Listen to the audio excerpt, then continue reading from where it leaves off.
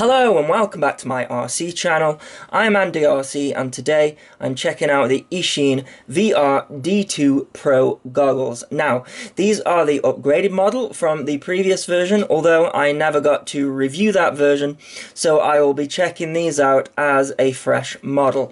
But before we start, I just want to let you know that I think these goggles are awesome, and not getting them is a no-brainer really, even if you are an experienced FPVer. They are around £70, and in many ways they obliterate the Fat Sharks, which I paid about £500 for. I do want to give full disclosure though that these are actually the second pair of VR D2s that I have received. The first pair were completely dead on arrival, so make of that what you will. I will say though that when I received my Fat Sharks, they also had a fault. So you can see that video on the channel somewhere, and I had to send those back to Fat Shark for repair when they were brand new out of the box. So going more expensive doesn't necessarily mean good quality control. That being said, with the Eachine goggles being only £70, I do think that it's worth the risk, and Banggood's customer service has always sorted me out regardless.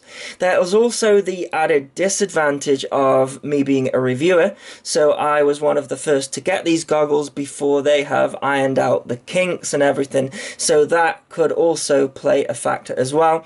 A lot of people think that reviewers get sent cherry-picked models that have been tested and are perfect, but from my experience it is the complete opposite.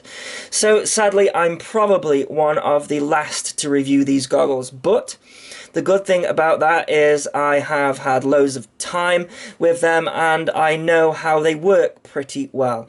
So I want to talk just about the specs first of all and compare them specifically to the Fat Sharks. So first of all, the price, it's uncomparable in my opinion. You could buy 7 Eachine goggles for the price of one HD3 goggle, and that would be without a receiver module. The screen resolution of the Eachines is 800 by 480, which gives a 16 by 9 aspect ratio. You can switch the goggles into 4 by 3 though, which gives a 640 by 480p resolution. The Fat Shark HD3s have a resolution of 800 by 600, I think, which is not that much more than the Eachines, but they are stuck in a 4 by 3 format in analog mode. They do 16 by 9 in HDMI mode only. So the VR D2s have a massive field of view compared to the Fat Sharks. That is also uncomparable, I think. And it's also got a built-in DVR which records in HD. So yes, despite Fat Shark calling their goggles HD, the £70 Eachines have the option to record in 16 by 9 at 720p, and that is at 30 megabit. Or there is the D1 format, which is a 4 by 3 aspect ratio, and that is 720 by 480, and that records at 8 megabit, or VGA, which is 640 by 480, again at 8 megabit. Now the Fat Shark's DVR records at 13 megabit, which is higher, but only at 640 by 480, which is VGA, and that is the lowest resolution that the Eachines record at. So how about that, Fat Shark? 720p and 30 megabit easily beats you out, and they aren't even calling them HD. So the Eachines have a built-in 40-channel 5.8 GHz diversity receiver, as well as coming with a patch antenna and a cloverleaf antenna. They are in the RPSM8 format, but that is the most popular these days when it comes to RTFs and bind and flies. It's only immersion, keeping things SMA at the pro end. The diversity strength is also shown on the screen, and it shows you which antenna is receiving the strongest signal, as well as the voltage of your battery, and it also shows the current 5.8 GHz frequency you are currently receiving, which is impressive. So I think the version before this one had an LED on the front of the goggle to show you which channel you are on, so that is no longer there, and it's now on the screen. There's just sort of like a blanking plate there now.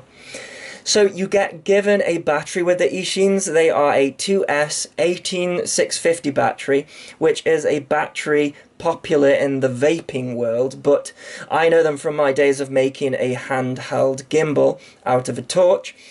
There's no balance lead on the battery, and they charge via the included charger, which is nice. You will get between 2 to 3 hours of on time, which should be enough for a day's flying.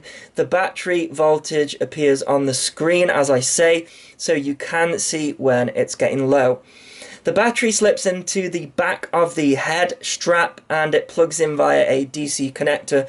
The head strap is adjustable and it's a 3-point harness so that it attaches to your head nice and secure. Now you are given 2 of these 3M foam face plates which have an adhesive on the back, and you are also given 2 nose strips which also has adhesive as well. I would recommend putting the nose strip on first because they overlap with the foam that goes around the rest of the goggle.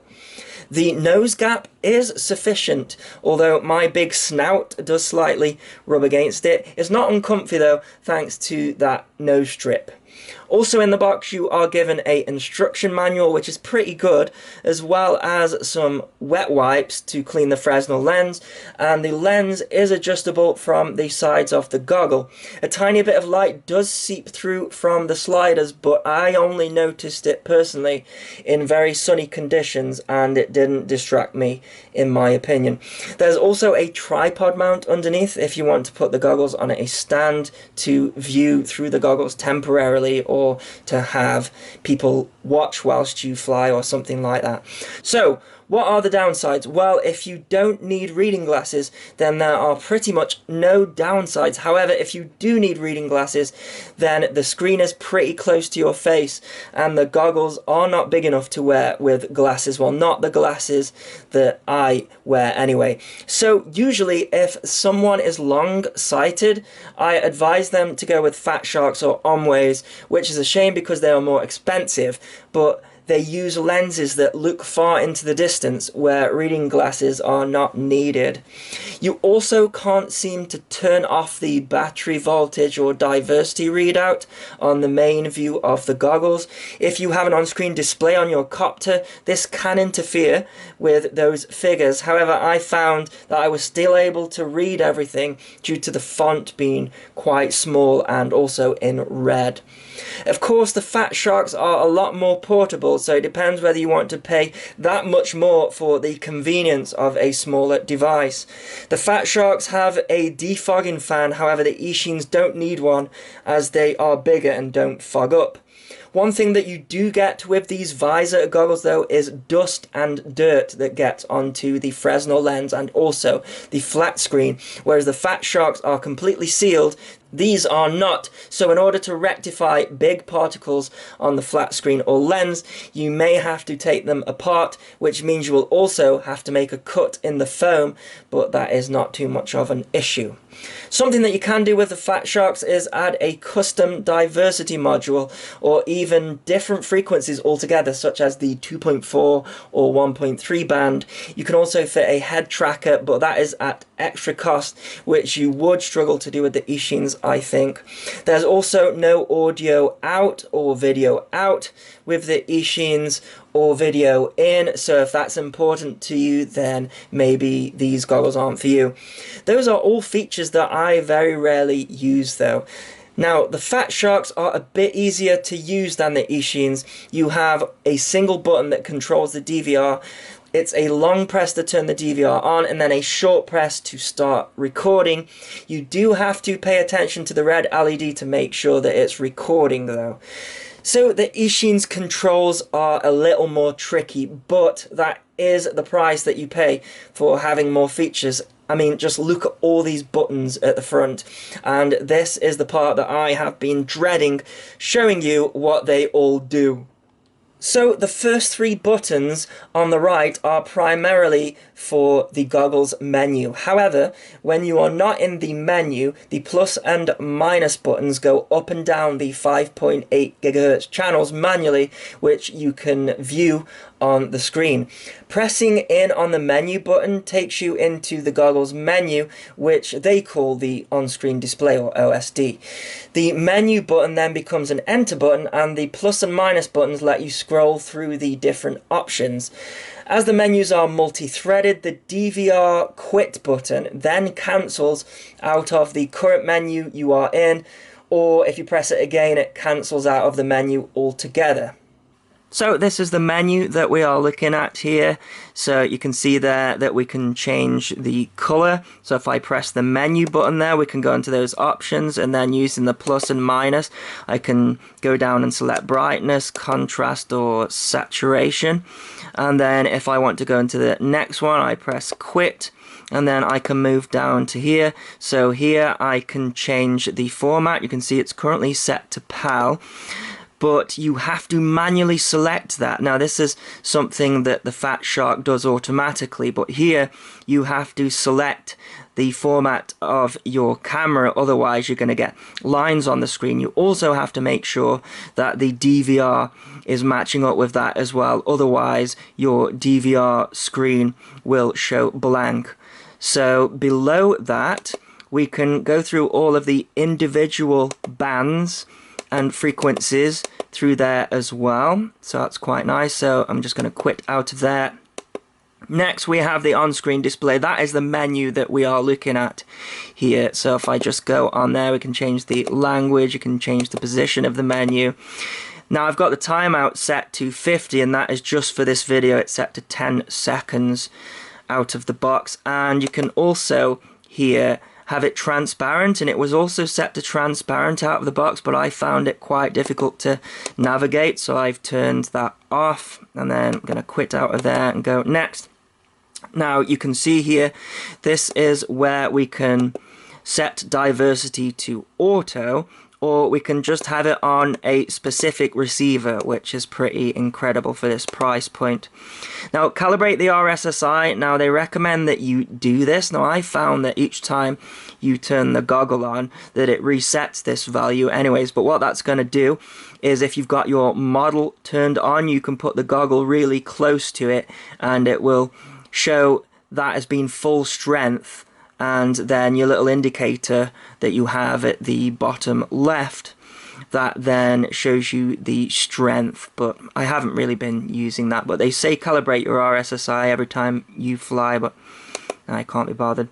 Band scanner, so that speaks for itself. I just use the scanner on the other button, which we will talk about a bit later. So if I just quit there and then move down to the last menu, this is where you can change the aspect ratio from 4:3 to 16:9, and it's just as simple as that. It will reset, and there you go, it's 16:9. But I'm mostly using 4:3 cameras, so I've set it to 4:3, something you can't do with Fat Shark, which, well, it's incredible really, isn't it?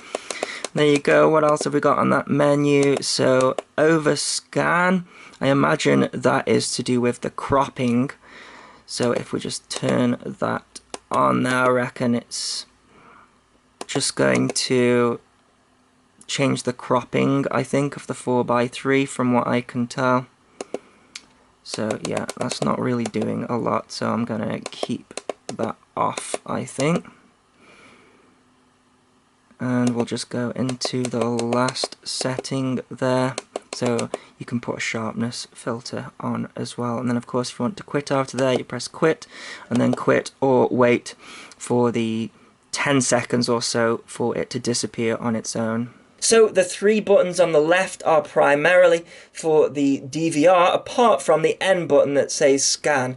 So the scan button will search for the strongest FPV signal it can find from the two antennas, and then it selects the strongest one. This might not be so good if you are flying with multiple people. However, you can just use the manual buttons if you're flying with other people. So if you are not in the goggles menu, the DVR has its own separate screen and menu, and this is where it gets confusing. To switch between what the DVR sees and the live feed from the aircraft, you press the cam DVR button. Now, this is important. The DVR is a separate device to the goggles. Essentially, the cam DVR button is switching between an AV1 and an AV2 on the screen, just like on your TV when you switch between live TV or a recorder. The view from the DVR is not for flying through. If you try to do that, you will crash your model because the DVR feed drops frames and is laggy. The DVR view is just to start and stop your video recording, and you do this by pressing the plus button. A single press on the plus button will start recording, and another press will stop the recording, and you will see the record time go between red for recording and white for standby mode in the bottom corner. It will also tell you how much time you've got left to record on your SD card. I'm using a Class 10 64 gig card here. Once the recording has started, then press the DVR cam button again, which will send you back to the live goggle feed, and you will have the perfect view of your copter with no dropped frames or lag, etc. So from the DVR feed, you can actually view videos that are already on the SD card, and the way that you do that is you long press the minus button, so that's the first button there on the front right, and it'll say 1 moment, and then you can use the DVR menu button to then press enter, and it will say 1 moment please, and then it will start playing that video. And then if I long press the minus button again, I can go back into the DVR feed, or if I short press the minus button, it will go through all of the other videos there and then back to the DVR feed. So from the DVR feed, if you then long press the DVR menu button, then the DVR menu comes up, and then your plus and minus keys on the other side scroll up and down, and then the DVR menu button becomes a enter button, so you can see there I can change the size of the video. I can go between HD, as I explained earlier, and D1 or VGA, but I'm going to keep it HD. There you can record the sound. Now video time, you've got the option of off 10 minutes or 20 minutes, and that is like a cutoff, so you want to have that on off, right? So we have some more options. If you long press the DVR menu button again, it then scrolls over to the next one, and then here we can format the SD card, we can change the language to English, we can reset the settings, and depending what country you are in, you can change the light frequency. And then this is important, TV output. You see where it says PAL? That has to match the output on the first menu, otherwise you will have a conflict. And then if you want to go back to the DVR, it's a long press of the DVR menu button again. So as you can see, compared to the Fat Sharks, the goggles are feature packed, but in the field it can take some getting used to, as pressing those buttons while wearing the goggles is like trying to read Braille, and they're all backwards when they're on your face as well. So they aren't as intuitive as the Fat Sharks for sure, but you have more features and a higher quality DVR. Of course, if you use the HD option to record, you will have a 16:9 video file. So I resized that in my editor back to 4:3, and it gives a better image than you get with the Fat Sharks recording. And if you've got a 16:9 camera, then the 720p DVR footage will be perfect. So there you go, that is my review and overview of the Eachine VR D2 Pros. They are comfy, functional, and an absolute bargain. I'll leave a link in the description if you wish to get some. I've been using them quite quite a lot recently, and only time will tell if I use them as much as the Fat Sharks, which I must say are rather convenient for what I do. So I'll leave you with some DVR footage taken from the Eachines. So as always, thanks so much for watching. Please continue to subscribe. Cheers.